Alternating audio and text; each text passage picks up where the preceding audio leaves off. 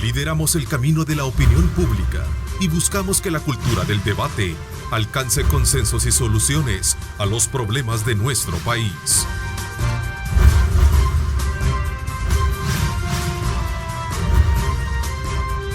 Diálogo con Ernesto López. Hola, buenos días El Salvador, ¿cómo están? Qué placer enorme saludarles, como siempre agradecemos a Dios Todopoderoso por darnos ese privilegio, esa oportunidad de poder ingresar hasta la intimidad de sus hogares. Gracias por estar pendientes de nuestra señal desde muy tempranas horas con nuestros noticieros y por supuesto ahora vamos a los análisis pertinentes de temas muy importantes de nuestro país. En esta primera parte vamos a hablar acerca del torneo latinoamericano de surf que el día de ayer precisamente se dio inicio en la bocana de la playa El Tunco, esto en La Libertad, donde se convirtió desde luego en la cancha del surf continental, así con el inicio del torneo latinoamericano de surf Alas Pride Pro, el Latin Pro, el cual reúne desde el día de ayer y hasta el próximo sábado a los mejores surfistas que vamos a tener precisamente dando sus mejores dotes de este deporte importante que, por cierto, vamos a comentar sobre el contexto en el cual se genera esta actividad. Así es que vamos a darle la más cordial bienvenida a la ministra de Turismo, Morena Valdés. Gracias por acompañarnos esta mañana, ministra. Gracias, Ernesto, a ti por recibirnos en tu casa. Bueno, y lo más importante es comenzar a hablar de cosas que tienen que ver con la esencia de la promoción de nuestro país, la marca país, y a partir de este torneo, esta primera jornada de este torneo de surf que se llevó a cabo en El Tunco, ministro.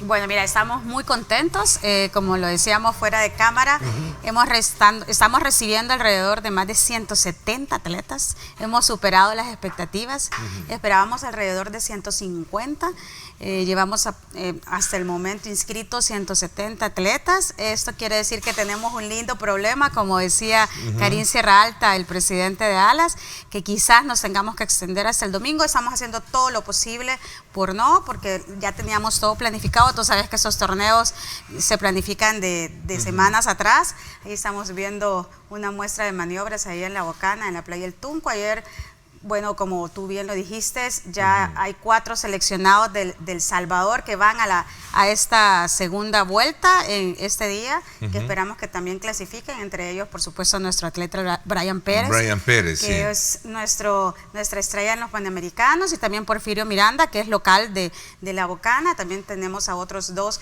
que son de la zona. Así que estamos muy entusiasmados. Te quiero decir que nosotros estuvimos ayer junto con todo el gabinete turístico, estaban impresionados todos los atletas del apoyo de todo el gabinete de seguridad, salud, movilización, todo el tema también de atención. Estaban de verdad muy, muy, muy impresionados. Así que esto lo que hace, como tú bien decís, es me ponían mensajes en las redes sociales y decían, ya tienen nuevos embajadores del Salvador, porque imagínate, el campeón de México venía con toda su familia, que sumaban 15 personas, entonces ya tenían el lindo problema también, que ya como ya estaban todos agotados el hospedaje en la playa del Tunco, tuvieron que movilizarse a otra playa, pero la gran ventaja es que todas las playas están cerca en este país. Son inmediatas, ¿no? Así que definitivamente El Salvador se está dando a conocer por su ola, pero esto permite que puedan conocer otros destinos turísticos y por supuesto también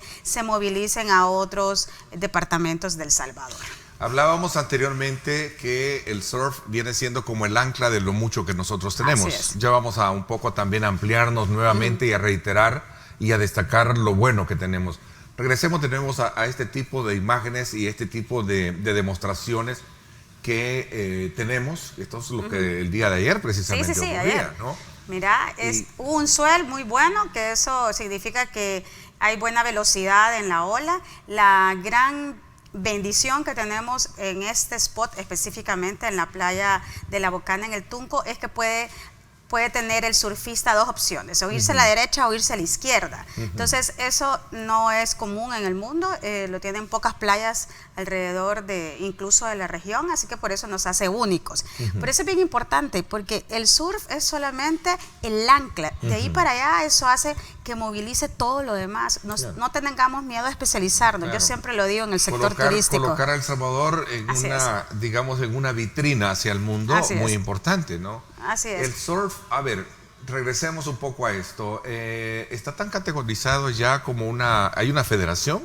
Sí, ya. Es bien importante que hablemos de eso porque a partir de la legitimidad, la legalidad que pueda tener un deporte que queremos decirlo casi nuevo, ¿no? No sé si me equivoco. Fíjate que se ha venido desarrollando, que lo que pasa es que en el país hemos crecido a espaldas al mar, no hemos crecido precisamente enfrente del mar, a pesar de que tenemos el mar a 40 minutos. Yo siempre digo que como los salvadoreños todo lo tenemos cerca, no valoramos o sea, de verdad el valor agregado que tienen las olas de nuestro país.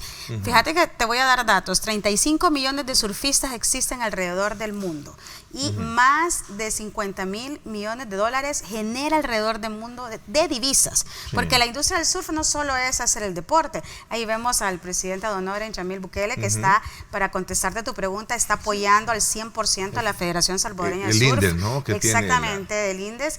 Y justamente, ahí está Brian Pérez, y justamente él decía ayer, bueno, estamos con toda la disposición de todo el gabinete de gobierno, y sobre todo a él que le compete toda la parte deportiva, en fortalecer a la federación para que este tipo, por ejemplo, de eventos, lo que hace, no solo pone a El Salvador en el mapa de la región, sino que también hace que los atletas salvadoreños de las zonas y de toda la zona costero-marina se animen, se sientan respaldados, porque eso también tú sabes que el deporte tiene que ver mucho con psicología, ¿verdad? Entonces se animen y además podamos descubrir otros nuevos talentos. Queremos mucho, Brian, nosotros en el país, tanto en hombres como mujeres, porque tenemos todo el potencial para poder mostrarle al mundo y sentirnos orgullosos de lo que tenemos también en cuanto a talento y en cuanto a naturaleza e infraestructura. Ahí está Karin Sierra Alta que decía, ustedes tienen ya un estadio, todas sus olas, no tienen que construirlo, ya lo tienen natural. Tuve la oportunidad de conocerlo personalmente en el programa de radio, cierto, estuvimos contigo. El lunes, y la verdad que me dejó una buena impresión su marcada referencia a cómo El Salvador verdaderamente tiene este potencial que, reitero, a lo mejor ha venido desarrollándose, pero no ha tenido el lugar que debería de ser ponderado, ¿no? Como ahora, realmente ya tener una competencia de carácter internacional. Entiendo que esta es una jornada complementaria, pero vienen otras actividades. Tal vez me detengo un poco con este torneo que por primera vez es 6 estrellas. Ya habíamos tenido, es más, el Alas nació aquí en El Salvador, quien fue uno de los fundadores fue Francis Asbun, que está en la Federación Salvadoreña de Surf, pero nunca habíamos tenido 6 estrellas. Es más, nos decía Karin Sierra Alta, esto es un récord, o sea, de verdad ellos están impresionados de la cantidad de surfistas que han venido, porque ¿qué significa 6 estrellas? Que tenés una bolsa de premios para todas las categorías, o sea, todos estos surfistas son profesionales y lo que hacen es andar en torneos para poder de esta manera vivir del deporte, así como lo hacen otras ramas deportivas. Otras disciplinas. Exactamente, así que estamos muy contentos de verdad, porque yo, bueno, ayer pude ver a muchos de los atletas, es más, yo sé que es la crema innata, porque cada vez que veía uno era, bueno, yo soy fan número 1 de casi todos los atletas que estaban. ¿Morena Valdés es surfista? Sí. ¿Surfea? Surfeo, pero ahora... Así es, ¿verdad? Surfea, ¿no? Sí, así surfea. Es el término, ¿sí? Bueno, lo hago desde hace 10 años, a los 35 por primera vez me metí al mar. El ADN del mar, el ADN lo tiene en el mar, ¿cómo se llama? En su sangre, ¿no? Exactamente. Bueno, a mí yo siempre he sido fanática de la playa y nunca me había metido al agua porque de pequeñita me dijeron que era muy peligroso. Siempre la advertencia de los padres no deja de... Así, entonces nunca había pasado justamente de la espuma, como decimos. Pero residir en esa zona también digamos, lo provoca a uno, ¿no? Claro, claro. Entonces, bueno, me fui a vivir por eso mismo, por el tema del surf. Entonces, cuando yo logro superar el miedo, dicen que hay 3 cosas en la vida que no te dejan avanzar: el miedo, el rencor y el resentimiento, en ese orden. Así que el miedo, el rencor, que es diferente al resentimiento, y el resentimiento. Son cosas que no te dejan. Bueno, y hay una cuarta que hay yo que siempre... quitarnos todo eso para superar muchas cosas. Hay una cuarta que siempre digo que hace falta ahí, que es la culpa. Cuando tú te pasas culpando de todas las cosas. Claro. Entonces, justamente yo cuando descubro el surf, yo lo decía ayer en una de las entrevistas, han venido muchos medios internacionales referentes del surf, que eso es buenísimo para el país, precisamente porque es primera vez que hacemos un categoría 6 estrellas. Y me decían ellos, ¿qué significa para ti ver que el surf está siendo posicionado? Y además ellos mismos me decían, estamos impresionados que El Salvador está revalorizando el surf, porque a veces el surf se le ve como aquellos que solo lo hacen, los hippies, los que viven la vida sin una responsabilidad, etcétera. Y es al contrario. Sí, como que da la impresión como que si fuera un deporte más para vacaciones, vagos, no sé, algo así, pero no es así. No es así, porque no es así. Yo te quiero invitar un día a surfear, claro, o sea, debes tener una buena... pero hay que físicamente estar bien. Bueno, eso sí, tenés que tener una buena condición física. O sea, lo primero que tengo que trabajar es un poco mi estómago, ¿no? Que creo que no me daría el equilibrio pertinente al ver ese tipo de imágenes. Pero no cuesta, porque lo importante es que tengamos... Lo primero es quitarse el miedo, porque también ahí no deja de calar un poco el tema del miedo, ¿no? Exactamente. Yo siempre digo que los salvadoreños no le tengamos miedo al mar, tengámosle respeto. El surf es como la vida. Primero debes de conocer el mar, tenés que conocer bien, o sea, cuando aprendes a surfear, lo primero que te hacen los profesores que están certificados es lee el mar. Entonces, así es como la vida. Tú primero, cuando tenés un trabajo, una relación, tienes etcétera, que ver cuál es lo difícil, lo fácil, cómo lidiar con los problemas. Tienes que ver antecedentes. ¿Cómo se lee el mar? El mar tiene varias formas de leerse, pero lo primero que tenés que ver es sobre las corrientes, tenés que ver también la línea, tenés que ver cómo vienen las olas, tenés que ver hacia dónde van, tenés que ver si tenés arrecifes, si tenés piedras abajo del mar, o sea, tenés que leerlo bien. Entonces, además hay muchas aplicaciones hoy en día en internet que te dicen cómo está la marea, cómo está el offshore, cómo viene el swell, etcétera. Entonces, esto es como cuando navegas, que debes estudiar el mar. ¿Es prohibido ahogarse para un surfista? No, a ver, prohibido, no sé, no te podría decir. Porque la vez pasada escuché de una noticia de un surfista, como que no sé si por esto fue o porque realmente entró en otras condiciones, porque también hay que ver que el mar, como bien lo dice la ministra, no se le debe de tener miedo, pero sí mucho respeto. Así es. Fíjate que cuando suele suceder esto es cuando tú crees, bueno, cuando ya eres un surfista profesional, crees que puedes dominar todas las olas. Entonces, vuelvo y te hago otra vez la similitud con la vida, ¿verdad? No te creas experto en nada, sino que primero estudiarlo. Entonces, esa persona pensó que ya tenía dominada la ola y se entró sin haberlo estudiado, haberlo analizado. Entonces, probablemente, bueno, pueden haber accidentes como todo en la vida, pero generalmente cuando los surfistas son profesionales, primero estudian, analizan, leen sobre las condiciones que van a tener ese oleaje donde van a surfear, y por eso mismo es que los atletas que están, por ejemplo, en este torneo y en el torneo que viene, se vienen semanas antes. Eso es lo óptimo. Para poder, de alguna manera... Exactamente, y para poder entrenar en la ola. Y conocer el terreno, como decimos. Aquí conocer la ola. Sí, exactamente. Conocer la ola. Exactamente, así que eso es bien importante. Y lo importante que quiere decir eso, si se vienen antes, es que van a generar más divisas. O sea, yo quiero que de verdad la población salvadoreña esté consciente de lo que genera este turismo deportivo, porque es turismo deportivo. Te comentaba que, por ejemplo, el campeón mexicano que se decidió a última hora venir, eso lo decidió hace 2 días, vino con toda su familia porque él no tenía planificado, dijo, bueno, tenía unas vacaciones, dijo, no puedo perderme Alas 6 estrellas, surfir El Salvador, y voy a ir. Entonces se vino con toda la familia. Entonces toda esa familia no precisamente viene a surfear, ya nos pidieron tours para ver volcanes, para ver sitios arqueológicos, para conocer la zona no tan cercana, porque para ellos 2 horas de camino es lo que se tardan en ir a sus trabajos todos los días. Entonces cuando les decimos, queda lejos 2 horas, de verdad que les hace gracia y dicen, bueno, 2 horas me tardo para ir a mi trabajo todos los días, así que si puedo tener la oportunidad de ver, por ejemplo, liberación de tortugas marinas, que también es algo que estamos haciendo en conjunto con el Ministerio de Medio Ambiente, o ver y escalar un volcán como el volcán Ilamatepec en Santa Ana, o incluso el Izarco, porque esta gente tiene un alto rendimiento deportivo y una buena condición física, entonces ya van y se conectan, o ir a ver otra playa, por ejemplo, al oriente del país, que es diferente al tipo de spot que tenemos aquí en la zona central. Entonces, esto se va diversificando y lo que hace es un derrame económico. Nosotros estamos calculando que alrededor de $8 millones vamos a generar en divisas, tanto en el torneo Sur City El Salvador Alas Latin Pro, que solo son latinoamericanos, como el mundial que viene justamente del 24 de noviembre al 1 de diciembre. Eso quería comentar. En los próximos días vamos a tener ya un torneo mundial. Así es, por primera vez en esta categoría que es de paddleboard. Ya habíamos tenido mundiales, yo siempre especifico, porque a veces los usuarios en redes me dicen, bueno, hemos tenido, o sea, el surf es cierto, se ha venido posicionando, pero como tú dices, es primera vez que tiene tanto respaldo. Bueno, justamente ayer en la inauguración de Alas teníamos... Estaba el gabinete turístico, el gabinete turístico. Ministra de Salud. Ministra de Seguridad, Fuerza Armada, ministra de Vivienda, estaba la comisionada, nuestra jefe comisionada de gabinete, Carolina Recinos, exacto. Carolina, tenemos también al director de Tejido Social, que es nuestro comisionado, que es Carlos Marroquín, que está trabajando muchísimo, porque tú sabes que cuando vas a intervenir con infraestructura básica y también cuando se genera todos estos turismos, las comunidades deben de estar también acordes a todo este crecimiento. Entonces, trabajar con las comunidades es básico.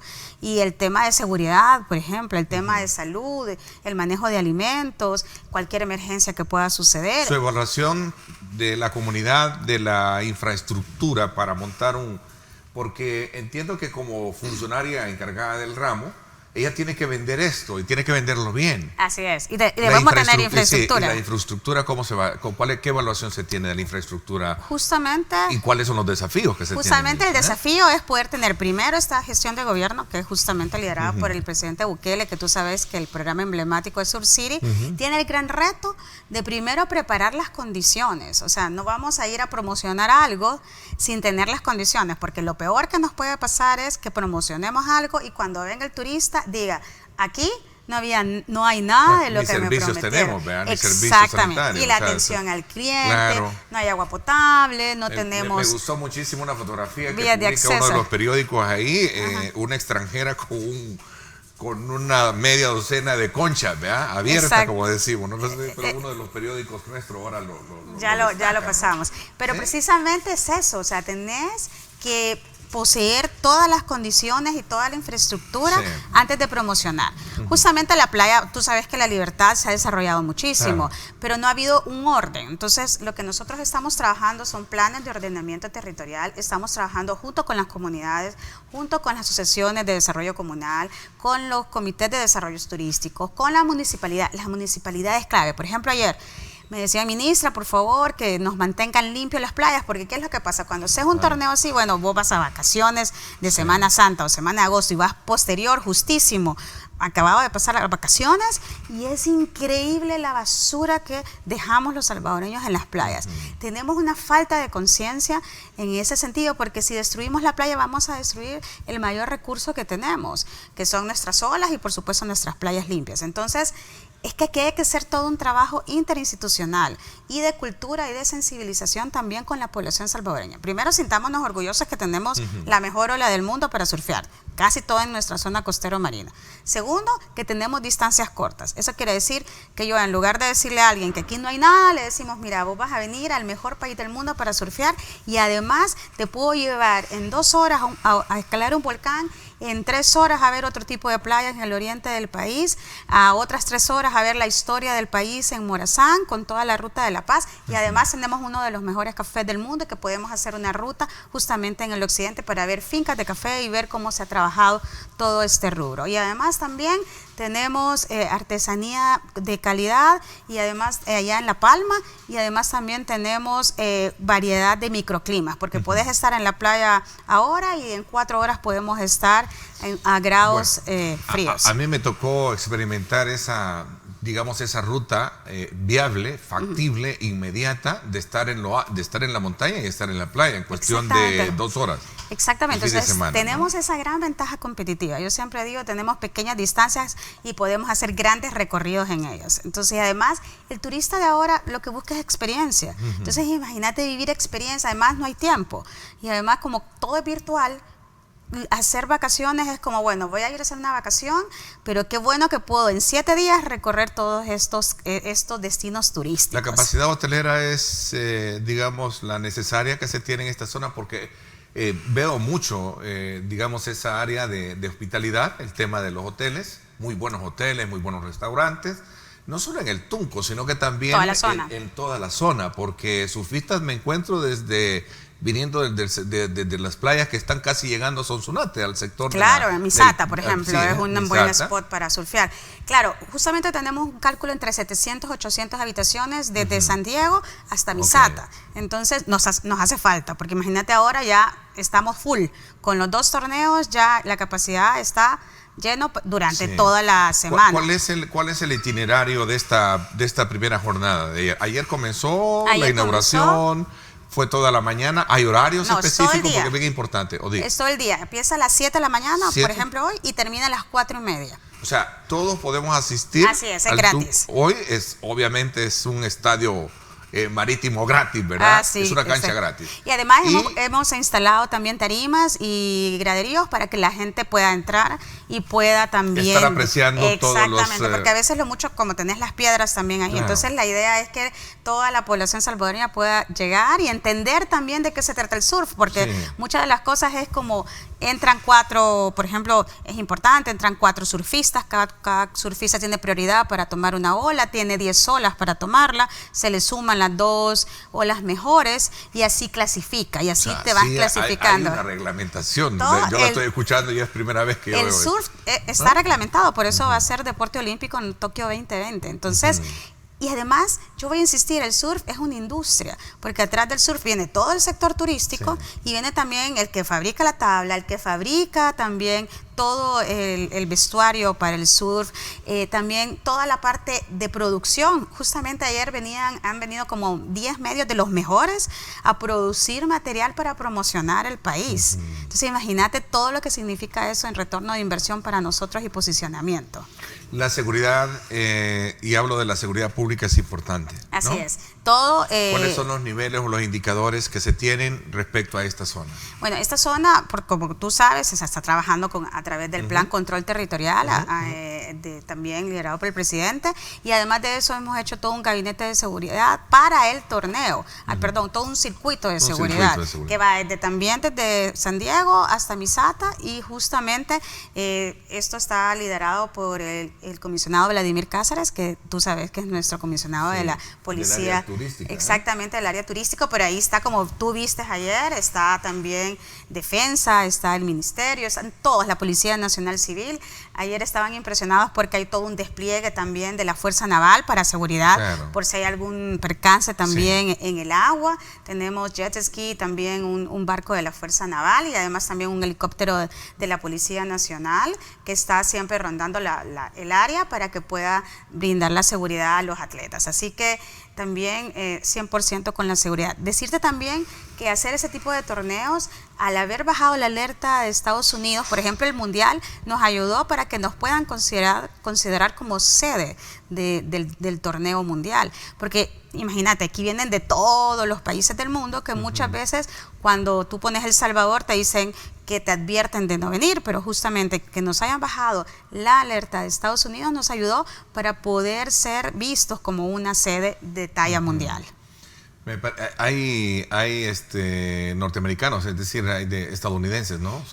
Para el Mundial, sí, tenemos toda una delegación. Para este latinoamericano, como tú sabes, solo son surfistas latinoamericanos, pero han sido invitados canadienses y estadounidenses. Así que también están compitiendo como invitados. A ver, esto es bien importante, el tema de la seguridad. Como lo dice, la apuesta del gobierno es por atender el tema de consolidar el tema del plan de seguridad, del control territorial.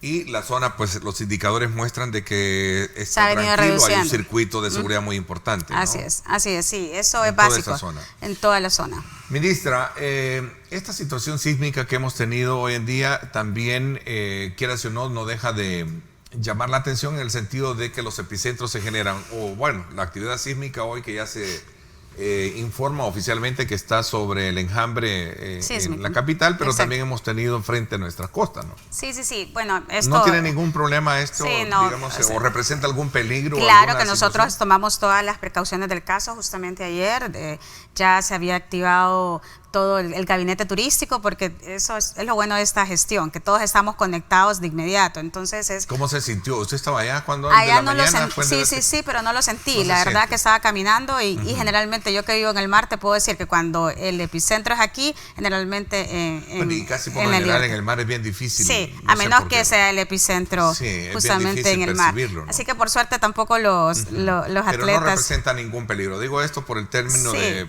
lo que por sospecha puede tener uno. Bueno, si es en el mar puede ser, bueno, Igual tuvimos el tema del tsunami, por igual ejemplo, pero hay que tomar las precauciones del caso, siempre, hacíamos ¿verdad? una broma con Karim. con Karim. Sierra Alta, ajá. Sierra Alta el día lunes que estuvo el tema del no, al contrario, el tsunami, pues si es una gran ola, mejor para nosotros los surfistas. Sí, no, es que para... Son de broma, ¿no? Ajá. Pero no hubo, gracias a No. Dios, ningún problema de eso. Pero Karim justamente te explicaba que Sí. fue muy acertada la El alarma. comentario de él, ¿no? Sí, exactamente, porque a Chile, por ejemplo, le pasó que no hubo ni... O sea, lo vieron, pero dijeron, no viene todavía, y bueno, murieron Claro. incluso muchas personas en Sí. ese tsunami por no haber alertado, porque el tsunami no te avisa, sino se lo ves, esos son minutos en que se desplaza. Entonces estuvo Sí. muy bien. Sí, la verdad que es mejor como Prevenir dice que el dicho, lamentar. sí, prevenir que lamentar, pero hay otro dicho más popular, ¿verdad?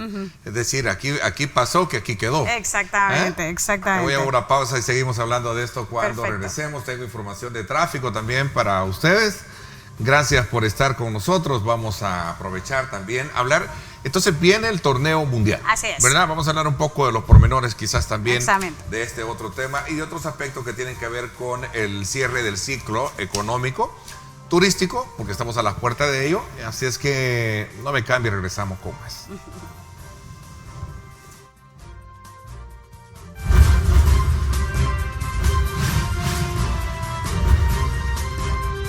Diálogo con Ernesto López. Estás viendo Diálogo con Ernesto López.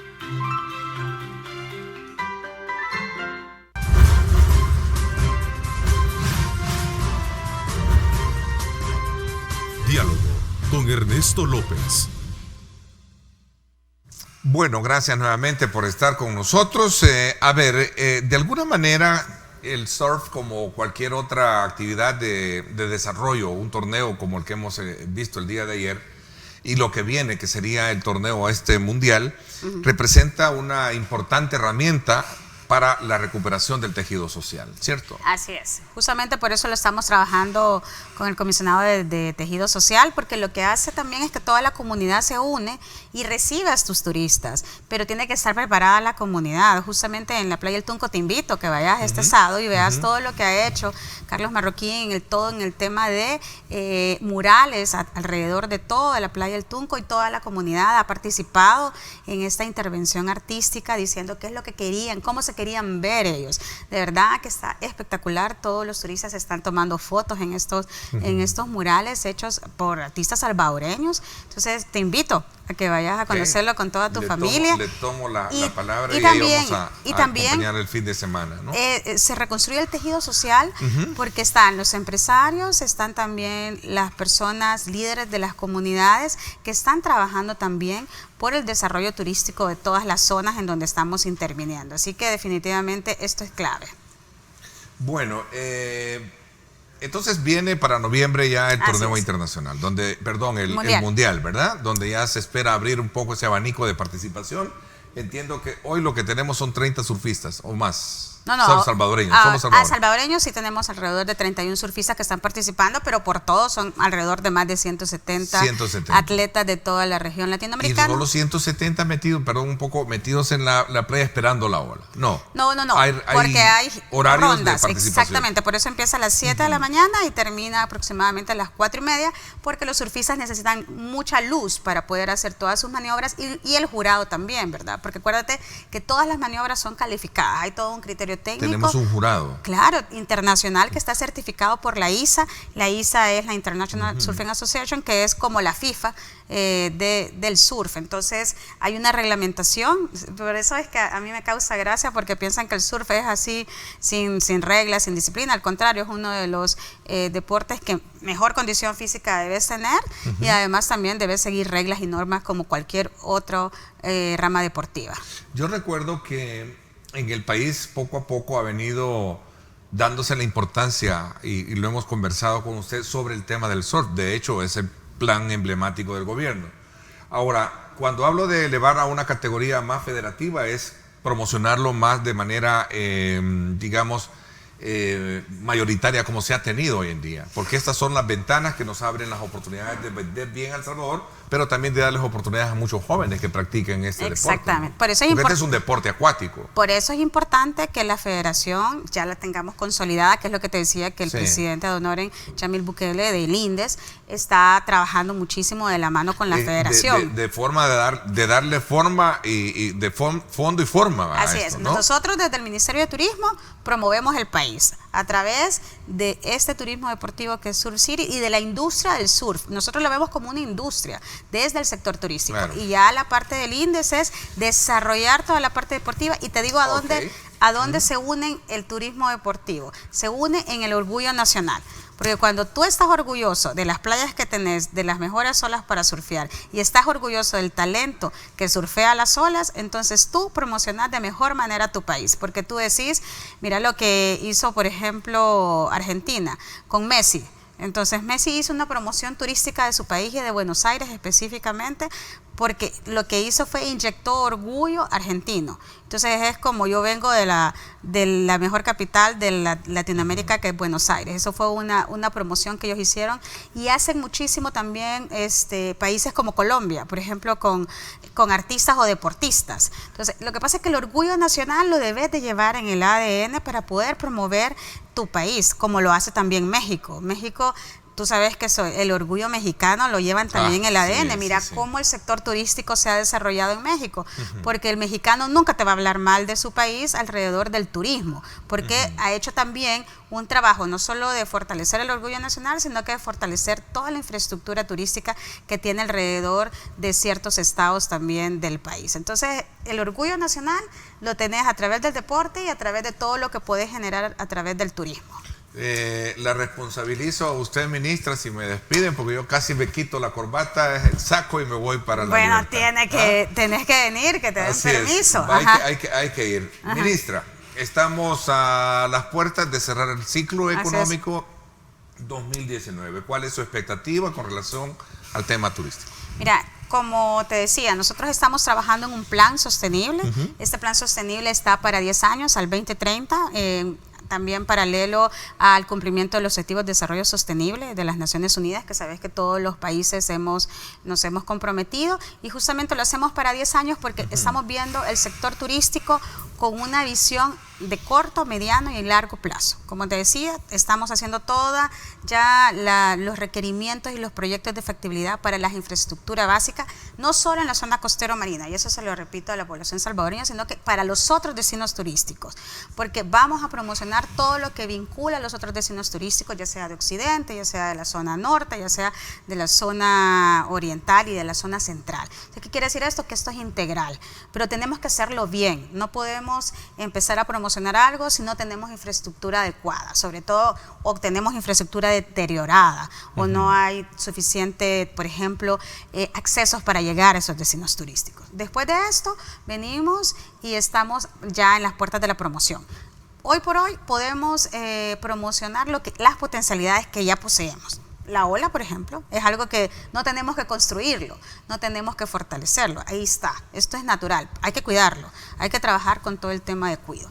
Entonces, lo que queremos nosotros de aquí a 10 años, para responderte concreta a tu pregunta, es: actualmente tenemos un ingreso de turistas a cierre de 2018 de 2.5 millones de turistas, entre visitas, excursionistas y turistas que pernoctan. Queremos llegar al año 2030 a 8 millones de turistas y además de esto generar más de 4.000 millones de dólares de divisas. Al cierre de 2018 teníamos 1.500 millones de divisas. 1.500 millones de dólares de divisas. ¿Qué quiere decir eso? Nosotros le estamos apostando a lo grande. Estos datos los generan países exitosos en el sector turismo como Colombia o como República Dominicana, que han trabajado por años. O sea, tenemos que de verdad fortalecer primero lo que tenemos aquí adentro, convencernos los salvadoreños que de verdad tenemos lo mejor, poder tener una cultura del cuidado, porque eso es bien importante, porque de nada nos va a servir tanto al sector público como al sector privado que hagamos toda una infraestructura de lujo y de calidad y de primer nivel si el salvadoreño y el ciudadano de a pie no tiene la conciencia y la sensibilización de cuidado. Y también todo el tema medioambiental, porque si nosotros hacemos esto, vamos a hacerlo sostenible y sustentable a largo plazo. Así que esos son los números. Sé que hay una responsabilidad compartida porque tienen 6 meses, sí, ¿verdad?, de gestión, y obviamente se trabajó con un presupuesto que no correspondía a este gobierno, con algunas proyecciones que han estado. ¿Cómo se ha logrado hilvanar esta transición ya en términos de evaluación de cierre de gestión? Mira, esto es importantísimo. Por ejemplo, marcas, proyectos, tenemos el caso del hotel de montaña, tenemos otros proyectos que están ahí pendientes, ¿no? Justamente nosotros estamos retomando, qué bueno que decís esto, y ya, por ejemplo, con miras al presupuesto 2020 se fortalecieron proyectos de infraestructura, no gasto corriente, que eso lo tenemos sumamente claro, que el presidente nos dijo, no gasto corriente, pero para infraestructura sí podemos fortalecer presupuesto. La cartera de turismo la tienen 3 instituciones, que como tú sabes es el Ministerio de Turismo que regula, el Instituto Salvadoreño de Turismo, que es el ISTU, que ve y administra todos los parques recreativos, y la Corporación Salvadoreña de Turismo, que es la que se encarga, es el ente rector de la promoción de los destinos turísticos especializados que estamos haciendo, y por supuesto el programa emblemático Surf City. Entonces nos reunimos por primera vez, hicimos todo un ejercicio de planificación de presupuesto para ver cuáles eran nuestros proyectos que ya veníamos de las gestiones pasadas, para ver cómo se fortalecían. Y por ejemplo, el hotel de Cerro Verde, lo que queremos es ya consolidar ese proyecto y poder ver de qué manera tenemos un camino, ya sea a través de concesión o a través de socio público-privado, un arrendamiento. Estamos buscando estudiando la figura pertinente, ¿no?, para dárselo al sector privado, que es el experto para estas administraciones. Hay una digamos, fiel confianza en que el sector privado es un gran aliado en esto. Por supuesto, sin el sector privado no podemos trabajar y desarrollar el sector turístico. De hecho, entiendo que hay una alianza, estas alianzas público-privados buscan elevar las proyecciones de crecimiento. Escuché de usted, no sé si de quién fue, en su momento decir que queremos pasar en estos años que nos quedan de la generación de empleo que andan alrededor de 300,000 a más, 500,000. A 500,000, ¿no? A 500,000. Obviamente esto no se va de la noche a la mañana. No, eso está a 10 años, también al 2030. La idea es poder generar más empleos y además empleos de calidad. Justamente yo siempre cuento que a mí me busca mucho la gente, por ejemplo, de la zona norte o de la zona costero marina, que me dicen, o sea, yo me quiero quedar en mi municipio trabajando, pero no hay oportunidades de empleo. Y el sector turístico te da esa gran facilidad. Justamente esta semana, junto con la ministra de Michelle Sol de Vivienda, fuimos a Chalatenango a ver 2 proyectos bien interesantes. El lunes fue, ¿verdad? El lunes, exactamente. Sí, ya sí. veo que me tenés ahí controlada. No, claro, si me llegó tarde a radio, ¿verdad? No, pero fue por tráfico. Sí, eso fue por tráfico. Justamente fuimos a Chalatenango y fuimos a ver un proyecto ecoturístico que está siendo manejado por una cooperativa solo de mujeres, y además también están haciendo un proyecto de vivienda de ayuda mutua, en lo cual ellas se construyen sus propias viviendas con toda la comunidad, y después de eso, o sea, tenés una vivienda digna, y de parte de eso están haciendo un proyecto ecoturístico para poder hacer todo el recorrido que tienen ellos en esa parte de Chalatenango. Eso hizo Costa Rica. Costa Rica hizo, bueno, no vamos a tener a la gente alrededor donde se está desarrollando todo el turismo si están viviendo en condiciones que no son favorables. Entonces debes de fortalecer la comunidad para poder desarrollar también todo tu proyecto turístico que tengas alrededor. Eso es bien importante. A ver, para ello obviamente se tiene que tomar en cuenta aspectos como de desarrollo, proyección, equipamiento y lo que hablábamos de infraestructura. Así es. ¿No? Sí, no, Esos son 4 componentes que debe tener una política de desarrollo turístico. Así es. Justamente nosotros esperamos también lanzar al público en este mes o a final de este año la política de turismo enfocada al surf, en donde ya va siendo como la sombría para ya después el próximo año ya tener la estrategia y un plan, como te digo, a largo plazo al 2030, porque yo voy a insistir, si no tenemos un plan a largo plazo y solo pensamos en corto tiempo, 5 años es muy poco. Entonces tienes que pensar en un largo plazo y dejarle a las nuevas gestiones que vengan también ya algo sostenible en el tiempo. Los marcos jurídicos, la ley, necesitan ajustes. ¿Qué necesita? Incentivos, categorizar figuras como incentivos para que aquel empresario pueda de alguna manera concretizar alguna proyección que se tenga. Yo siempre he dicho una cosa, no tenemos petróleo, pero sí tenemos un potencial fuerte de manera turística que explotar. Así es. Cuando uno visita aquellos pueblos nuestros, aún con todos los problemas o complejos sociales que pueda tener, siempre hay algo que se puede vender. Siempre. ¿No? Siempre hay algo que se puede y la vender. experiencia que tenés en este país, de verdad, no lo poseen los otros países de la región.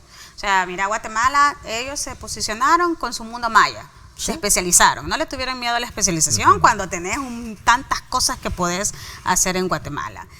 Costa Rica se especializó en el tema verde ecoamigable, ¿verdad? Entonces eco-friendly, y así se posicionó y así conquistó también el mercado estadounidense, que muchos norteamericanos llegan a Costa Rica, residen ya en Costa Rica, tienen su casa en Costa Rica, pero porque les vendieron todo el tema de el buen acondicionamiento que tienen para poder vivir en su retiro. Entonces, sí, yo creo y un factor principal tiene que ver con el tema de seguridad, en todos los sentidos, pública, jurídica, la certeza. Entonces, la ley hay que estudiarla. Porque ellos vienen a invertir, vienen a comprar, vienen a vivir bien, ¿no? Exactamente, porque vienen ya a descansar también, retirados, exactamente. Y además porque generalmente son países o ciudades en donde ellos habitan, en donde hay una gran convulsión, entonces pasan con un día a día bastante ajetreado. Entonces venir a un lugar en donde le da la certeza y la seguridad que va a poder tener un retiro digno y tranquilo, por supuesto que lo retoman y lo compran y dicen aquí quiero vivir. Dentro de su visión política, porque obviamente hay una visión política también, eso es un componente importante dentro de todo ministerio, ¿no? ¿Cómo encaja las relaciones con los gobiernos locales? Hablando precisamente de ese potencial que está ahí, latente, y digo latente porque solo está para echarle la mano, ponerse de acuerdo. Entiendo que dentro de la estructura o normativa legal que tienen los gobiernos están la creación de sus CDTs, los comités de desarrollo turístico. Los comités de desarrollo turístico, gracias por recordarme. Que creo que son cosas bien importantes, ¿no? Es una figura importante donde, bueno, pónganse a trabajar, vean que venden un festival gastronómico, no lo sé. Pero no solo vender, sino que también miren cuáles son las necesidades básicas para poder desarrollar el sector o para poder desarrollar el destino turístico especializado que tenés en el municipio. El problema es que siempre queremos vender algo sin haberlo dotado de la infraestructura básica. O sea, mira lo que hacen en ciudades o países que se dedican al turismo. Primero empiezan, bueno, ¿qué necesitamos? Agua potable, tratamiento de aguas negras, duchas públicas, baños públicos, espacios públicos para que la gente pueda también sentarse y apreciar, por ejemplo, en este caso, las olas y ver surfear a todos los atletas. O sea, de verdad necesitas tener una conciencia que lo primero es, como cuando estás en tu familia, ¿qué es lo que necesita primero tu hijo? Estudiar. Y antes de promover a tu hijo, prepararse. Entonces, nos tenemos que preparar. Yo siempre lo digo, el problema es que hemos querido vender algo cuando no estamos listos. Entonces, claro, ahí vienen las quejas después. No, es que lo que pasa es que aquí como nadie nos apoya, porque aquí nosotros estamos queriendo vender este destino turístico, porque tenemos esta laguna, que tenemos esta maravilla, pero ¿y qué pasa alrededor si no estamos listos? Ni siquiera tenemos agua potable, energía eléctrica adecuada. Y a eso agréguele que también el tema del costo que representan no es tan atractivo, porque, y no lo quiero colocar como un lunar en esta muy buena plática que hemos tenido esta mañana, un buen diálogo, pero a veces también siento que debe de existir un poco de conciencia para poder de alguna manera estimular el consumo tanto de hospedajes como también de servicios, ¿verdad? De comida, por ejemplo. Exactamente. Pero los costos a veces se elevan y uno se pregunta, bueno, pero yo ¿por qué voy a pagar un hospedaje tan caro acá? O sea, calidad versus precio. Sí, yo creo que también eso es bien importante y no puede soslayarse en un análisis como el que tenemos hoy, esta mañana. Eso tiene que ver con modelos de negocio. Claro. Tenemos que prepararnos con nuestros modelos de negocio, que es muchas de las cosas que también tenemos falencias en no solo el sector turístico, sino que en otros sectores del país. Yo tuve el privilegio de trabajar en Proesa, en donde pude tener adquirir el conocimiento de todos los sectores potenciales del país, y una de las cosas que también teníamos debilidad el salvadoreño es que nos queremos poner a emprender sin haber estudiado y analizado y preparado antes el terreno y ver cuál es el modelo de negocio que me beneficia. Entonces solo lo que hacemos para agregar a tu comentario, vaya, pongo esto caro para hacer el retorno de inversión más rápido, cuando todo eso lleva a un análisis, un estudio y un diagnóstico. Y de verdad, no lo digo con el hecho de poner un lunar en esto, pero hay que poner, lo que pasa es que estimular, el estímulo significa de que yo quede contento, satisfecho en varios, y yo regrese de nuevo. Exactamente. Pero, que la experiencia valga la pena versus el precio que he pagado. Confieso de que iré a pedirle trabajo a usted si me despiden, porque yo me voy ahorita para el Tunco. Me parece allá está muy bien. El segundo día del surf. Ajá, y hay por que supuesto, irse, sí. Así es que ya lo sabe mi jefe. Bueno, pero si no, los esperamos. Claro. Mañana sigue y el sábado es justamente Mañana, la viernes clase. y sábado, ¿verdad? Y además hay muchas actividades culturales, se están haciendo muchas cosas también para los jóvenes, así que por favor no duden y vayan a Playa El Tunco a ver a los mejores surfistas de Latinoamérica. Le agradezco muchísimo, ministra, como siempre, es muy agradable conversar con usted. Y sobre todo también cuando se trata de hablar de cómo vender mejor nuestro país. Así ¿verdad? Ese debe de ser, cada uno de nosotros, los salvadoreños, deben de convertirnos en agentes turísticos. Así es. ¿Verdad? Vender bien nuestro país. Mira lo que me decían los atletas ayer. Ya tiene tiene más de 170 nuevos embajadores del Salvador. Así es. Así que ¿por qué nosotros no seguimos ese ejemplo? Así es. Qué bueno, de verdad. Felicidades y gracias, nos vemos Ernesto. En noviembre, diciembre para hablar del Campeonato Mundial de Surf. Te espero el sábado. Por ahí estaremos. Ahí estaremos. Bueno, gracias a usted. Nos vamos a la pausa. Cuando regresemos, nuevas reformas electorales, voto por rostro, costo que representa para el país y otros temas. Vamos a hablar de lo que se ha hecho en la Comisión de Reformas Electorales en la Asamblea Legislativa. Así es que desde ya, pues acompáñeme porque ese es el segundo tema que ponemos en perspectiva de ustedes. En tu súper sabemos lo que buscas y ahorras llevando lo que más te gusta con nuestras mega ofertas con descuentos hasta del 40% desde las 3 de la tarde. Es que en tus Super Selectos ahorras siempre. Super Selectos, tu súper. Bueno, vámonos entonces a conocer un poco del tráfico a esta hora en la ciudad capital. Vámonos entonces hasta el redondel que corresponde hacia la avenida Sisimiles y Boulevard Constitución, para que usted tenga de primera mano cómo está si viene sobre esta calle. Vámonos al Boulevard Constitución. ¿La tenemos a la mano? No tengo la referencia acá, por lo cual se me hace difícil poderlo verlo. Así es, no lo tenemos. Vámonos al Boulevard del Ejército, ¿verdad?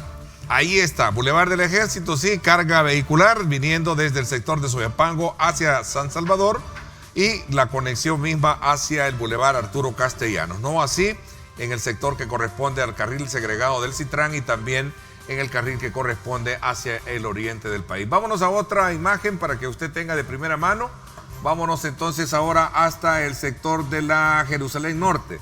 Ahí siempre a esta hora tenemos una carga vehicular precisamente por la hora pico, que siempre sabemos que a esta hora se vuelve bastante denso la circulación vehicular. No así desde el sector del Redondel Maferrer, buscando hacia el sector que corresponde los centros comerciales o el Boulevard Naciones Unidas, si no más lo recuerdo. Así está el tráfico. Recuerde, en tu súper sabemos lo que buscas, por eso acá ahorras desde siempre, comprando los mejores productos a superprecios. Ahorras comprando lo que más buscas con ofertas que son irresistibles. Y es que en tu súper ahorras siempre. Super Selectos, tu súper. En tu súper sabemos lo que buscas y ahorras llevando lo que más te gusta con nuestras mega ofertas con descuentos hasta del 40% desde las 3 de la tarde. Es que en tus Super Selectos ahorras siempre. Super Selectos, tu súper.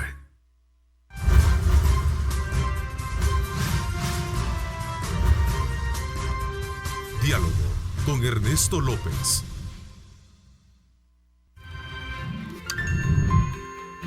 Estás viendo Diálogo con Ernesto López.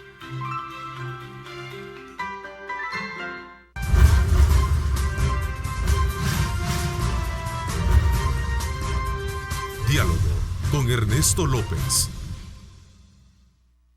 Bueno, gracias nuevamente por estar con nosotros. Gracias a ese voto de preferencia que tiene usted precisamente para Grupo Megavisión y para este esfuerzo periodístico que desarrollamos de manera constante, permanente, siempre ofertándole la inmediatez de la información y por supuesto también de los análisis que siempre ponemos a la orden del día. Hoy, antes de presentarle a nuestro invitado, quiero recordarle que cuando piense en protección y dirección, ¿verdad? Recuerde que Moto Action es tu mejor opción. Ahí están los mejores implementos, tu mejor ropa que te protege por cualquier circunstancia. Recuerde, Moto Action es tu mejor opción cuando piense en protección. Saludo cordialmente al doctor René Portillo Cuadra, diputado del Partido Arena y presidente de la Comisión de Reformas Electorales y Constitucionales. Gracias por acompañarme. Muchas gracias, Ernesto. Buenos días. Un saludo fraterno a la familia salvadoreña y desde luego a todo el grupo de Megavisión. Bueno, tenía la presencia también de Marcela Villatoro, pero creo que tuvo un inconveniente a última hora y no pudo acompañarnos. Ella también pertenece a la Comisión de Reformas Electorales. Antes de poder entrar en detalle y hablar del trabajo que se ha hecho, no puedo pasar por alto los acontecimientos que han marcado alrededor de la figura del partido, el cual representa René. Y particularmente ayer se conoció la renuncia a ser miembro del partido de uno de sus fundadores, me refiero a don Hugo Barrera, quien no dio mayores explicaciones, pero dijo renuncio a la militancia, renuncio a ser miembro del partido, perdón.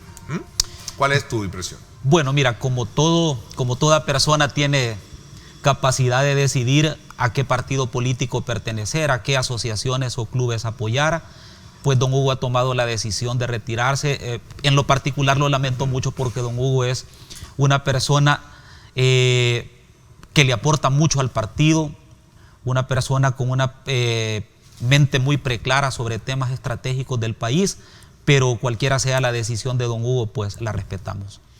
Ahora, esto se da desde luego en el contexto de una serie de situaciones que están pasando, particularmente entre algunos miembros del partido y la presidencia o dirigencia del COENA.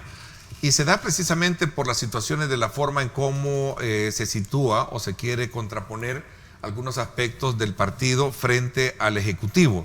El caso muy específico del ingeniero Gustavo López, que está siendo demandado precisamente por el Ejecutivo y en el contexto de una serie de situaciones que se acusan de utilizar negocios precisamente con la Fuerza Armada. ¿Cuál es cuál es tu impresión de todo esto que está pasando alrededor, René, también? No creo que la renuncia de don Hugo tenga que ver con todo lo que tú has dicho. Es una decisión personal que creo yo que él tiene. Yo creo que las instituciones y las instancias deben de funcionar. Cuando hay una acusación de este nivel, pues es la Fiscalía la que tiene que investigar si lo dicho es cierto o no. Y obviamente si es cierto hay una consecuencia y si no es cierto también hay otra consecuencia. En ese sentido, que sean las instancias mejor las que diriman este tipo de conflictos. A ver, te comento que cuando hago referencia a ambos casos, don Hugo había externado a varios medios de comunicación opiniones en cuanto a lamentar que el presidente del COENA, tratando la manera de defender su negocio de familia que tiene derecho, decía él, en su momento haya utilizado los colores del partido para de alguna manera expresar sus, digamos, su comentario. Eso por un lado. Y por otro lado, también pidió que la mejor forma era apartarse mientras del partido, mientras podía resolver ese problema de la cual se le acusa. Por eso yo te hacía la pregunta. Pero a ver, esto pasa primero por preguntarte a ti, que fuiste candidato a la vicepresidencia, eres diputado del partido, de esto que está pasando. Precisamente a esto voy a sumarle, el presidente, el alcalde de San Salvador, Ernesto Mason, ha llamado a buscar consenso con el gobierno, a diferencia de lo que se ha llamado decir, pues, lo que ha dicho el presidente del COENA. Además, ha cuestionado que a estas alturas el COENA ya debió haber hecho reformas pertinentes para cambiar algunas cosas que no son correctas dentro del partido, ¿no? O sea, algo está pasando, claro, René. Mira, este tipo de situaciones son cuestiones internas del partido y se ventilan al interior del mismo. Yo respeto las opiniones del alcalde o de cualquier otro funcionario o militante del partido, pero hay aspectos que se abordan internamente e internamente los vamos a despejar. René, estuviste citado en la Fiscalía por el tema de negociaciones supuestas entre partidos y dirigentes y grupos delictivos, ¿no? Sí, igual es un tema en el cual existe reserva en ese proceso. No quiero ser irrespetuoso de la ley. Si existe reserva en el caso, no te puedo hablar sobre el tema. Pero sí fue precisamente citado como testigo en esta situación, ¿no? Cuando me cite la Fiscalía, yo llego. Pero estuviste en la Fiscalía. No te puedo ahondar sobre el tema porque, como te digo, el tema tiene reserva y quiero ser respetuoso de las decisiones judiciales y también del señor fiscal. Claro. Ok, René, voto por rostro fue uno de los acuerdos que avala la Asamblea Legislativa, y hablemos de costo, porque de alguna manera esto representa un gran reto para el Tribunal Supremo Electoral en cuanto a la logística. Decía uno de sus miembros recientemente, el magistrado Guillermo Huelvan, bueno, con este calendario electoral necesitamos ver cómo no se estén cambiando las reglas del juego a última hora y esto nos traiga problemas. De hecho, esto lo conversamos un día de estos, creo que fue el día lunes en mi programa de radio, ¿no? Sí, fíjate que en este tema el Tribunal Supremo Electoral nos hizo tres presentaciones de 3 propuestas distintas de cómo automatizar el proceso electoral. Uno de ellos era, la primera propuesta era adquirir más escáner coreanos, escáner cuentavotos, que van a servir para agilizar fundamentalmente el escrutinio en las elecciones. Estos escáneres ya están funcionando alrededor de 2.500 a 3.000, incluso funcionaron en las elecciones pasadas, aunque no fue en todos los departamentos que se instalaron. La segunda propuesta tiene que ver con el empleo de tecnología en mesa, es decir, de que haya una automatización en la elaboración del acta y que haya también una automatización en el conteo de los votos, de tal manera que se utilicen dispositivos tecnológicos que no solo cuentan los votos, sino que cuentan las preferencias, cuentan las marcas, cuenta el voto cruzado y en cuestión de segundos te da el acta ya impresa para que cada partido político la tome y la del fiscal también. Y una tercera propuesta que significa no solo automatizar en mesa, sino automatizar totalmente el escrutinio. Este tema es bastante importante porque significan dispositivos en los cuales tú pudieras saber casi en tiempo real cuál es el resultado de las elecciones, tanto legislativas como municipales. La ventaja de adquirir esta tecnología, cualquiera sea, es que esto te puede servir para 3 o 4 elecciones más. Claro, la primera propuesta ronda más o menos los 3-4 millones de dólares. La segunda propuesta ronda los 15 millones y la tercera propuesta ronda los 18-19 millones de dólares. Realmente, cuando uno analiza el tema, se da cuenta que la complejidad de nuestro sistema electoral de tener voto cruzado, voto por rostro, preferencia, voto por bandera, a esto agreguémosle que en el 2021 se juntan 3 elecciones, realmente no poner tecnología en el proceso electoral sería complicadísimo. Sobre todo porque ahora vamos a tener 2 complejidades más, y así lo queremos ver. Una de ellas es el voto que se va a contabilizar, que es el voto desde el exterior en elecciones municipales, en elecciones legislativas y municipales, y también el tema de el voto por rostro para los consejos municipales. Entonces, es casi imprescindible realmente el que contemos con tecnología, porque de no hacerlo complejizaríamos más el proceso. Ahora, esta situación desde luego representa una inquietud muy fuerte, lo expresaban precisamente, y lo mencioné en la presentación del programa, algunos magistrados. Vamos a seguir a la espera de tener ya una planificación de este proceso del presupuesto, que es otro de los temas que también no deja de preocupar, sobre todo cuando sabemos que si no se tiene presupuesto aprobado, que es el que le corresponde al ejercicio 2020, si el próximo año ya, al inicio del año, ya debería estar todo fríamente, digamos, calculado. Esa es una de las preocupaciones que tenemos, no solo el tribunal, sino también los partidos políticos, porque de adquirir tecnología no la vas a adquirir 3 meses antes de las elecciones.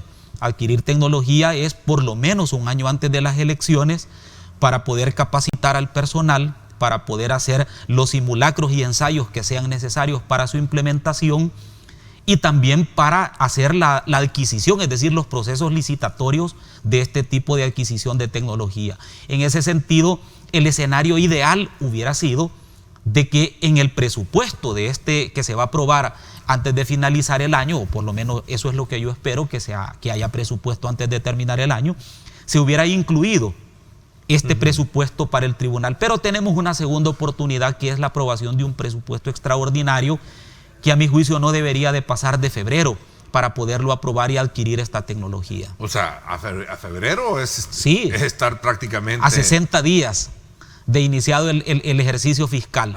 Yo creo que sí es importante, como te digo, porque la complejidad de los procesos electorales cada vez es mayor, la población es más demandante con el Tribunal Supremo Electoral y los partidos, y es el momento de inyectar tecnología mínima a los procesos electorales. A ver, pero si no se tiene todavía también, bueno, si no se tienen los recursos, no se puede calendarizar nada. Yo creo que hay un procedimiento mínimo. Lo primero que tiene que hacer el Tribunal Supremo Electoral es decidir qué tipo de tecnología va a utilizar el tribunal, no los partidos políticos. El tribunal debe decidir eso. Segundo punto, solicitar a la Asamblea Legislativa un refuerzo presupuestario en ese sentido. Y el tercer paso tiene que ser, obviamente, conversar con el señor presidente de la República, porque al final, es decir, cualquier erogación o cualquier modificación al presupuesto general de la nación, pues tiene que pasar obviamente por el presidente de la República. Entonces, este es un tema que tiene que ver con los 2 órganos de Estado y la decisión del Tribunal Supremo Electoral. O sea, se supone que, tenemos programación ya de comicios para, sería marzo, ¿verdad? Febrero, marzo. Febrero, perdón. Febrero, correcto. Y estamos hablando de 3 elecciones. Y estamos alcalde, diputados, parlacen. De 3 elecciones, más 2 agregados. Más 2 agregados que suman mayores cantidades de votos. El voto en el exterior, que va a ser una realidad, y también el tema de el voto por rostro para los consejos municipales. ¿Por qué el interés de aprobar voto por rostro, sabiendo de las complejidades que esto trae? Si al final ha sido una discusión que, si retrocedemos un poco en el tiempo, René, algunos partidos como el FMLN, que sé que le corresponde a ellos responderme esta pregunta, pero se oponían y ahora sí están interesados en implementar este sistema. Mira, el voto por rostro no fue solicitado. Perdón, solo termino de complementar. ¿Será que los partidos políticos están conscientes del desgaste que tienen como bandera a la hora, y esto les pueda traer consecuencias negativas en un proceso electoral, y a base del escrutinio y la mirada del electorado que ha cambiado, estaría más fijándose directamente en quién ha hecho un buen trabajo y no en una bandera política? No, para nada. para nada, sobre todo porque la bandera del partido... estoy pensando demasiado... No. Es decir, en el análisis cabe. Como análisis político lo has hecho muy bien. No, mira, la bandera del partido político o coalición que acompañe al candidato va a aparecer en la papeleta siempre. O sea, eso no se va a obviar. No, el tema del voto por rostro, acordate que lo pidió la sociedad civil organizada. No lo pidieron los partidos políticos. Los partidos políticos estamos retomando las propuestas de la sociedad civil.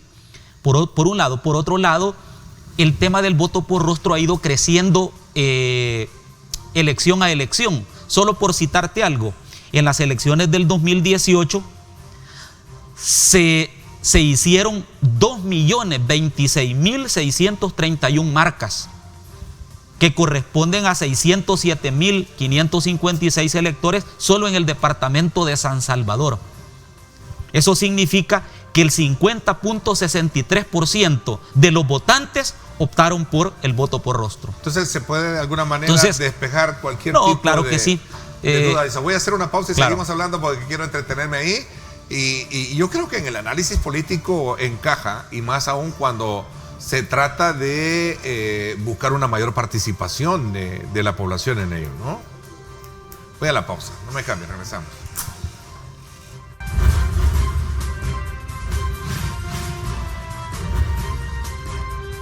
Diálogo con Ernesto López.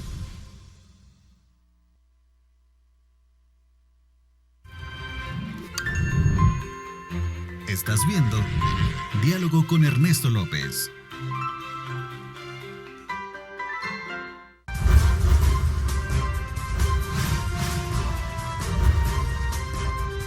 Diálogo con Ernesto López.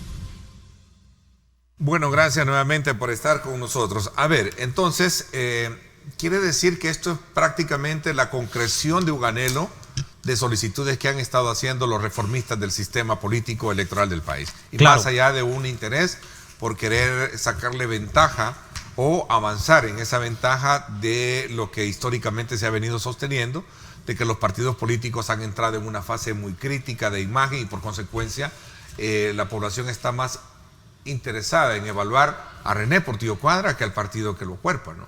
O sea, yo diría que ambas cosas. En el caso, por ejemplo, de los alcaldes, el rostro del alcalde es el símbolo o de las buenas obras o de lo que dejó de hacer en su municipio, y la población lo va a reconocer por su rostro o por la buena gestión o por lo que no hizo. Entonces yo creo que al final el tema del voto por rostro es un avance sustancial que hay que potenciarlo. Y te reitero, siempre va a aparecer en la papeleta la bandera del partido político. René, los partidos prefieren el conteo de votos semielectrónico para estas elecciones 2021, entiendo, ¿no? Pero haciendo un poco la general. Fíjate que el tema de lo que muchas veces genera duda y genera desconfianza es el voto electrónico. Es decir, sustituir la papeleta, sustituir el papel por una pantalla. Eso sí le tiene desconfianza tanto los partidos políticos como la población. En otros países que tienen mayor cultura democrática que el nuestro, pues esto tiene décadas de estar funcionando. Pero en el caso nuestro de América Latina, por ejemplo, solo en 2 países existe el voto electrónico. Y esos 2 países están cuestionando regresar al papel porque tienen serias dudas y tienen serios cuestionamientos, como es el caso de Brasil y Venezuela, que son los únicos 2 países que tienen este sistema. En ese sentido, lo que sí hay que meterle tecnología y automatizar los procesos es el tema del escrutinio, de la elaboración y el conteo de las actas, porque actualmente nosotros lo hacemos, quizás la palabra no es ni siquiera manual, sino que artesanal, porque tenemos un montón de copias cuando se hace el acta que la última ya no se lee, al que le dan la última copia ya no sabe que se escribió. Entonces no hay confianza en un proceso como ese. Por lo tanto, regresamos al punto, sí es necesario que haya tecnología. Ahora, pero obviamente hablando de tecnología implica recursos, no es así de la noche a la mañana. Aparte de la desconfianza en montar una estructura o una infraestructura digital que inmediatamente resulte no solo efectividad, sino que también garantía. Es que ese es el ulterior propósito de este tema. El tema de la tecnología no es para facilitar o comodidad, sino que es para generar confianza. Acordémonos que los procesos electorales en países como el nuestro te genera o seguridad jurídica o inseguridad jurídica para el inversionista nacional y extranjero. Es decir, las señales que tú das con un sistema democrático implica más creación de empleos, más inversión, o por el contrario, las malas señales democráticas implican que los inversionistas no llegan a un país que está cuestionado democráticamente o donde la voluntad popular no se respeta. Entonces yo creo que este tema va más allá del tema electoral y se convierte en un tema de país. Hablando del presupuesto, ayer, por cierto, hubo una reunión entre el presidente de la República, Nayib Bukele, y el presidente de la Asamblea Legislativa, Mario Ponce. Allí sostuvieron una reunión en la que acercaron posturas en cuanto a aprobar cuanto antes el presupuesto 2020 y también el tema del financiamiento, que son dos temas aparte, ¿no? Mira, al igual que como lo dije en tu programa, Ernesto López Radio, la semana pasada, te lo comento ahora. Yo soy de la idea que sí debemos de aprobar el presupuesto antes de que finalice el año, porque este es otro elemento más que le metería inseguridad jurídica a la relación del gobierno y del país con relación a los organismos financieros internacionales y a las calificadoras de riesgo. Cuando un presupuesto no se aprueba en tiempo, prácticamente tú estás degradando tu capacidad financiera internacional. Nosotros estamos para hacer todo lo contrario, para generar condiciones de seguridad, de viabilidad y de desarrollo en el país. Y un elemento fundamental es aprobar el presupuesto y aprobar obviamente el apalancamiento financiero o los préstamos que se necesitan, valga la redundancia, para financiarlo. Ahora, ¿a dónde está la sabiduría de este tema? En que hay algunos rubros del presupuesto que necesitan o una explicación o un reacomodo. Y eso es parte del diálogo y del entendimiento. Mira, si esto se da en todos los países del mundo, en donde el titular de la cartera de Estado llega, aclara hacia dónde van los fondos y se aprueban. Y si no, se reorientan. Y si no, se trasladan. Pero dejar, digamos, de aprobar el presupuesto sería una malísima señal para el país. Entonces yo creo que esta es cuestión de entendimiento. Es cuestión de entendimiento, sobre todo en un momento tan crítico para el país, en donde lo que más necesitamos son consenso. Entonces yo creo que no hay que ponerse fatalista en este tema y más bien hay que verlo con optimismo para que se pueda financiar, digamos, las grandes obras que el país necesita. Porque en el actual gobierno, al igual que como se dio en décadas, fíjate, en décadas anteriores, nosotros tenemos un presupuesto en donde el 75-80% va destinado a salarios y solo te deja un 20% para inversión. Claro, esta es una situación, como te digo, de décadas que no se puede cambiar de un año a otro, pero sí es necesario ir estableciendo parámetros de mayor inversión del Estado, porque al tener un 15 o 20% solo de inversión, tú recurrís a más préstamos y te endeudas más. Entonces los préstamos deben de servir para inversiones eminentemente productivas y no para gasto corriente. Esas decisiones, digamos, presupuestarias hay que tomarlas para tratar de que el país vaya disminuyendo su deuda internacional o pública, pero también para ir generando mayores condiciones de inversión. ¿Fue positiva? ¿Ve positiva esa reunión? Claro, por supuesto que sí, claro que es positiva. Mira, todo lo que signifique consenso y diálogo es positivo. Lo único es que hay que entender una cosa. El presidente de la Asamblea no representa a los 84 diputados en cuanto a sus decisiones. Él representa a la Asamblea Legislativa como institución. Eso significará de que hay que hacer un esfuerzo mayor con todos los partidos políticos para llegar a consensos en el presupuesto. Pero que es positiva la reunión, claro que sí, era necesaria. Interesante, voy a hacer la pausa última y regreso con... Hablando de los grandes desafíos del país, estamos digamos, bajo esa mirada de querer abordar temas que son muy sensibles para la población. Hablábamos del tema de las pensiones, que urge también bajo ese mismo tono de cordialidad que los órganos de Estado se pongan de acuerdo para resolver este problema. Hablamos un poquito de esto cuando regresemos. Gracias por estar con nosotros.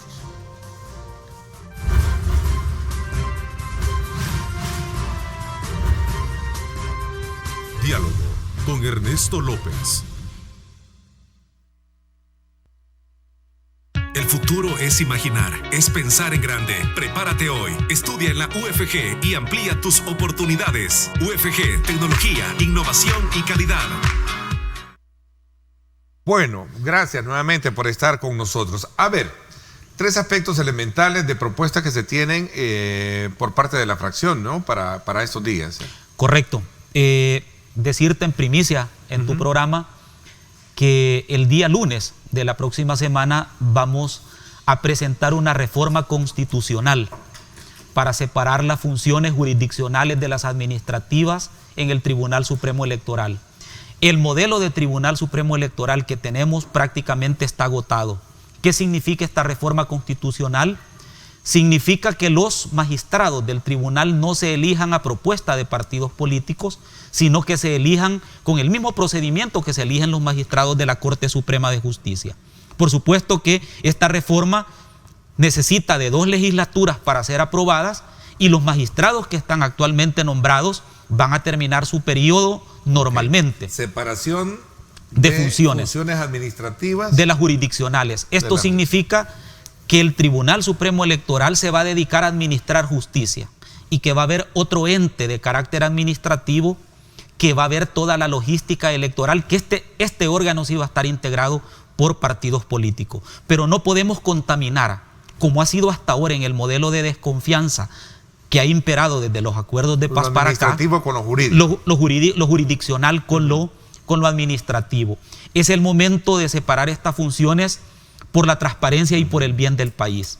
La segunda propuesta que vamos a hacer es la creación de un juzgado de lo electoral que funcione como una primera instancia, obviamente previa al Tribunal Supremo Electoral. Hoy por hoy hay que decirlo con transparencia. Prácticamente es inconstitucional el funcionamiento de un tribunal que el mismo tribunal investiga, instruye, falla y conoce de las apelaciones o recursos. El mismo tribunal. Eso ya está regulado en instrumentos internacionales de derechos humanos y de debido proceso. Tienen que haber 2 instancias, una instancia instructora y una que falla. Esto es importante hacerlo a inmediato plazo, porque esto no requiere de que haya una separación física, sino que lo podemos hacer inmediatamente, incluso para que ya haya un juzgado de lo electoral en las próximas elecciones. Debo de ser sincero en este punto.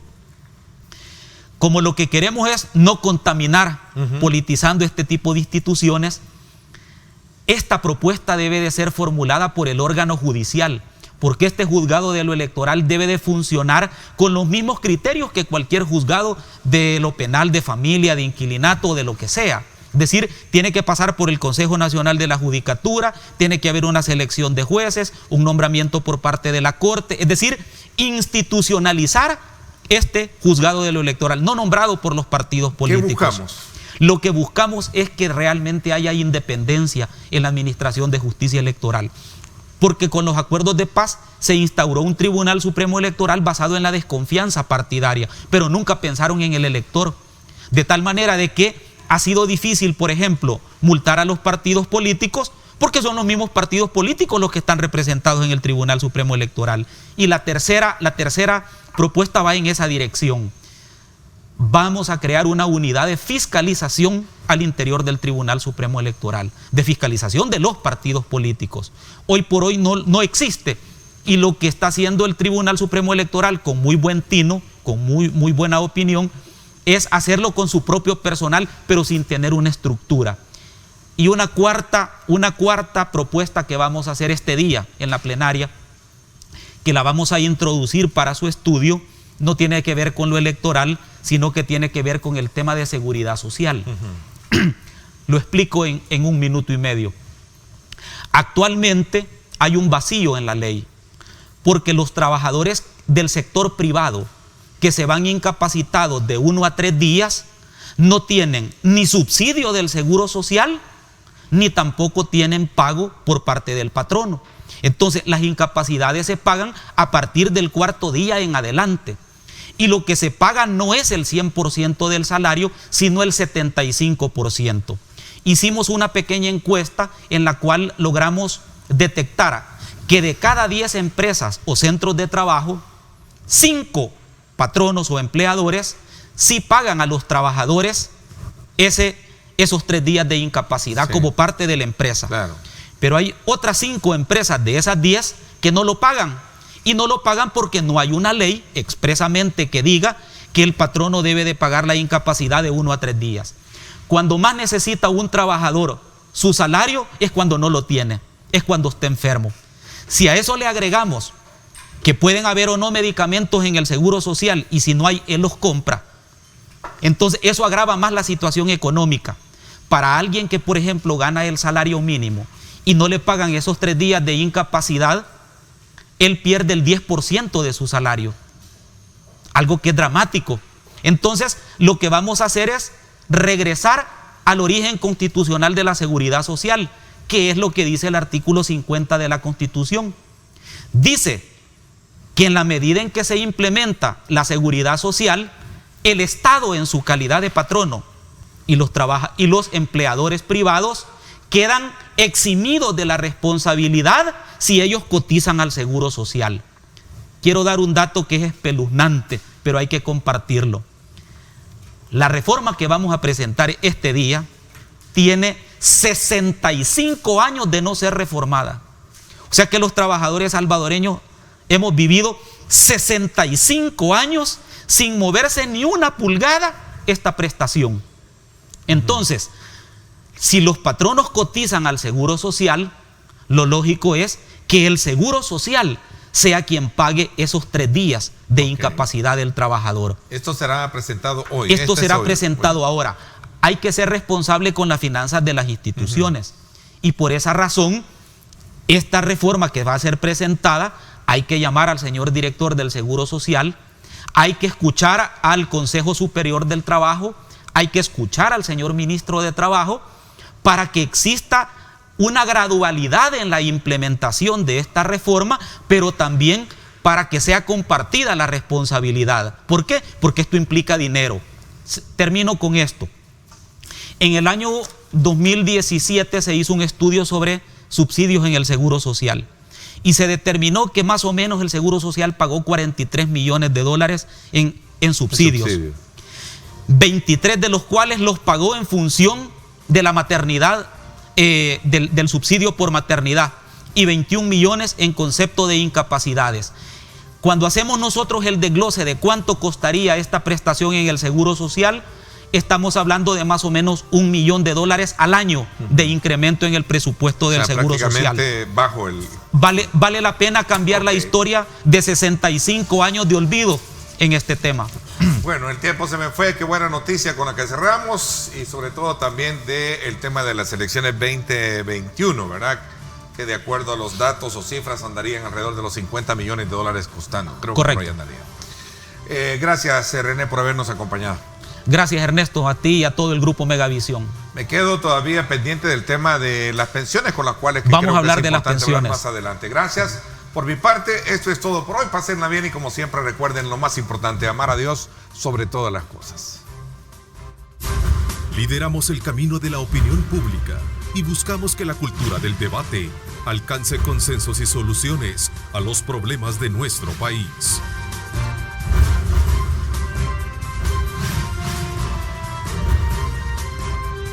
Diálogo con Ernesto López.